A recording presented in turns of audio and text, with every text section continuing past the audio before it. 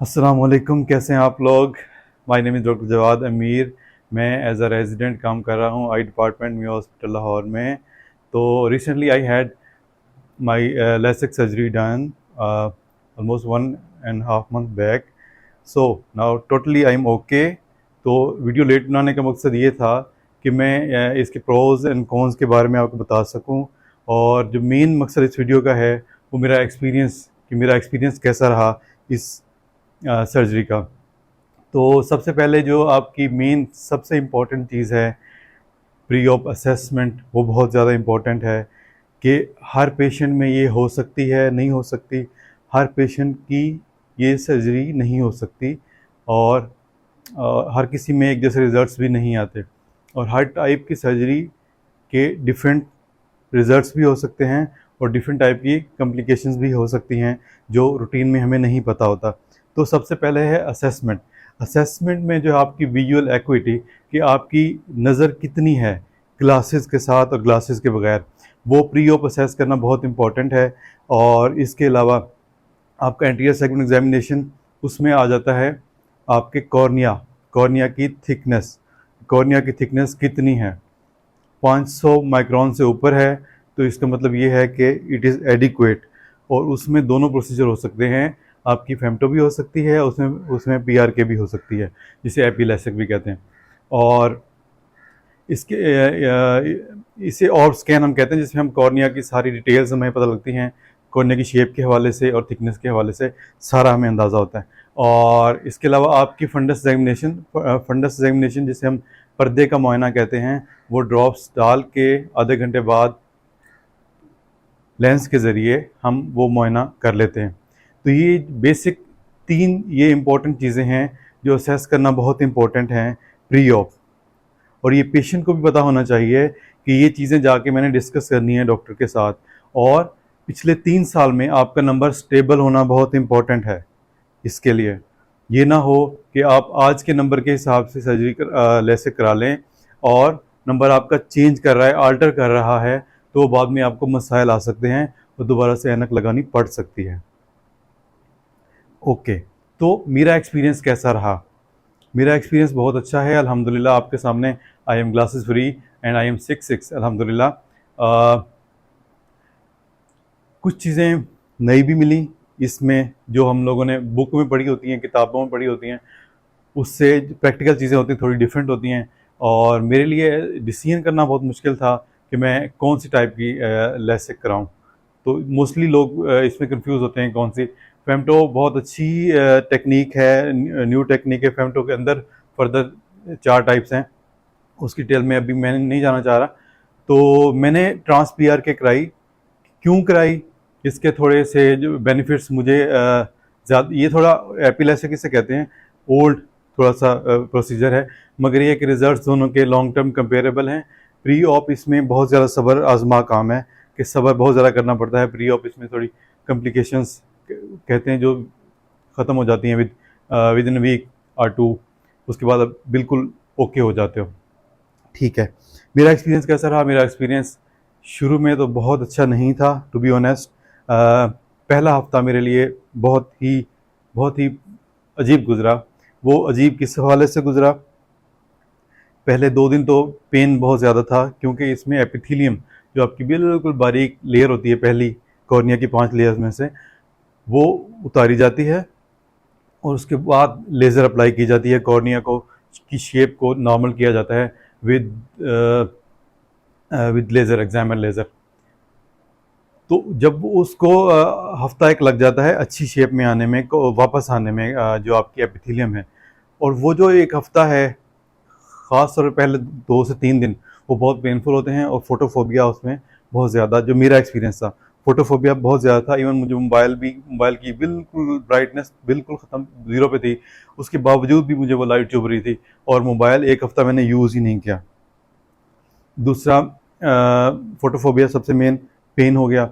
और तीसरी चीज़ जो थी ब्लरिंग और फॉगिनेस। आपको ऐसा फील होता है कि जैसे बादल बादल फिर रहे हैं और आपके बादलों के बीच में से आप देख रहे हो, और सिर्फ आपको लाइटें ज़्यादा शुरू में क्लियर नज़र आती हैं और बाकी चीज़ें इतनी क्लियर नज़र नहीं आती।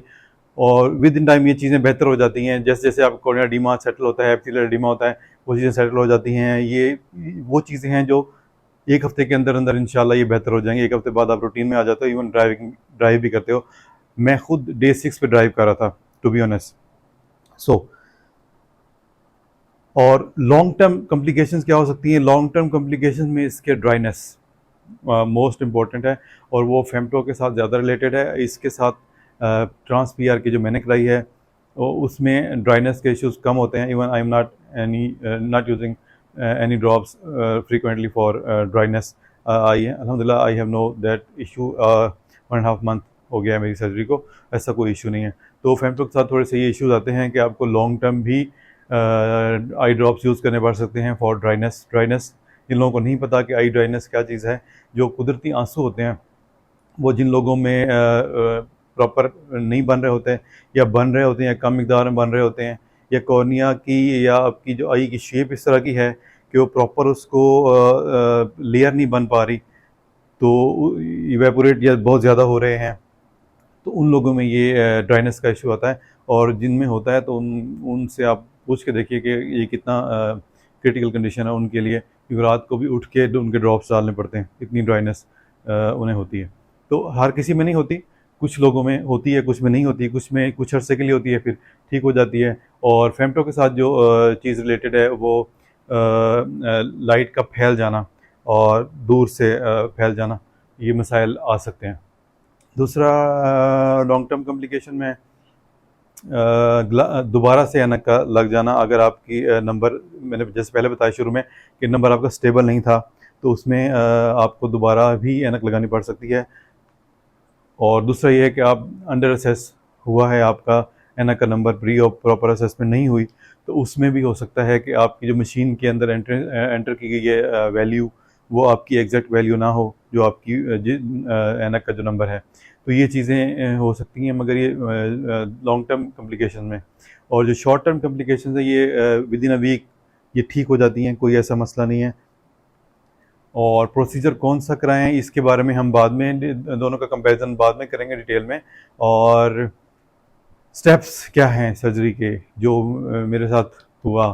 और थोड़ा सा ड्राउना कह सकते हैं। मेरे लिए तो ये चीज़ें नई नहीं थी, क्योंकि मैं डॉक्टर हूँ, हमारा रोज़ का काम है माइक्रोस्कोप नीचे काम कर, माइक्रोस्कोप नीचे पेशेंट को लिटाना, देखना, करना, प्रोसीजर करना, सर्जरियाँ करना हम रूटीन में करते हैं। तो ये जो एस्थेटिक प्रोसीजर्स हैं ये रूटीन में हम अभी गवर्नमेंट सेटअप में इतने नहीं होते, प्राइवेट सेटअप्स में होते हैं। तो उसमें ये होता है कि आपको 5 मिनट पहले आपको ड्रॉप्स डाल देंगे आँख के अंदर, लोकल एनेस्थेटिक के ड्रॉप्स होते हैं वो, उससे आपकी आँख सुन हो जाती है, पेनफुल नहीं है, पेन नहीं होता। तो आपका जो है ना ओटी किट चेंज की जाती है, ड्रेस आपको दिया जाता है ओटी वाला, और ओटी में शिफ्ट किया जाता है। प्रोसीजर हार्डली 2 से 3 मिनट का प्रोसीजर है, कोई लंबा प्रोसीजर नहीं है। आपकी आँख को क्लीन किया जाता है, उसके बाद है ना आपको टेबल पर लिटाया जाता है। एक स्पेकुलम होता है जिससे आपकी आँख खुली रहती है, लीड्स के दरमियान में लगाया जाता है, इसे हम आई स्पेकुलम कहते हैं। उसके साथ आप आँख झपकें भी तो आँख बंद नहीं होती, उसके लिए होता है। तो जो मैं जो उसके बाद आपकी आँख क्लीन हो गई। क्लीन करने के बाद आपकी जो पीआरके में आपकी जो एपिथेलियम को एब्रेड किया जाता है manually with machine, trans PRK में विद मशीन एपिथेलियम रिमूव की जाती है। उसके बाद लेज़र अप्लाई की जाती है, और फेमटो में जो है ना फ्लैप बनाया जाता है विद मशीन और विद मैनुअल कटर्स, माइक्रो कैराटोम जिन्हें हम कहते हैं, उसके थ्रू। तो उसके बाद लेज़र अप्लाई कर दी जाती है, फ्लैप वापस रख दिया जाता है, और ऊपर बैंडेज कॉन्टैक्ट लेंस रख दिया जाता है एनपीआर के। और सेम प्रोसेस दूसरी आंख में होता है। तो शुरू में तो कतरों का असर होता है और पेन वगैरह नहीं आपको हो रहा होता, तो मगर बाद में जो है ना ये फेमटो में आपके इमीडिएट रिजल्ट्स होते हैं। आप विद इन अ डे और टू अल्हम्दुलिल्लाह 6 होते हैं, और पीआरके में आपको हफ्ता 2 हफ्ते लग जाते हैं। और जो बुक्स कहती हैं वो 4 to 6 वीक्स है कि उसमें आपको इम्प्रूवमेंट, मतलब मुकम्मल तौर पे 6 आप हो जाते हो। मगर लॉन्ग टर्म रिजल्ट्स इसके अच्छे हैं। और मेरा एंड पे क्या मशवरा है कि करानी चाहिए या नहीं करानी चाहिए, मेरा एंड पे ये मशवरा है कि जिसमें ख़ास तौर पे ख़वातीन जो जिनके रिश्तों के मसाइल हैं, जो लड़कियों के जो घर में इस ऐनक की वजह से और रिजेक्शन के मसाइल का सामना है, उन्हें ज़रूर करनी चाहिए। मगर असेसमेंट असेसमेंट असेसमेंट असेसमेंट इसके ऊपर मैं ज़ोर दूंगा। प्री ऑफ असेसमेंट आपकी बहुत ज़्यादा ज़रूरी है।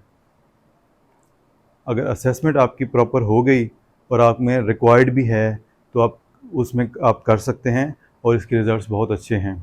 और इन दोनों फेमटो और पीआर के टाइप्स के बारे में और इनके साइड इफ़ेक्ट्स और फर्दर इसके बारे में डिटेल में बात करेंगे in next video. Thank you so much. दुआ में याद रखिएगा। अल्लाह हाफ़िज़।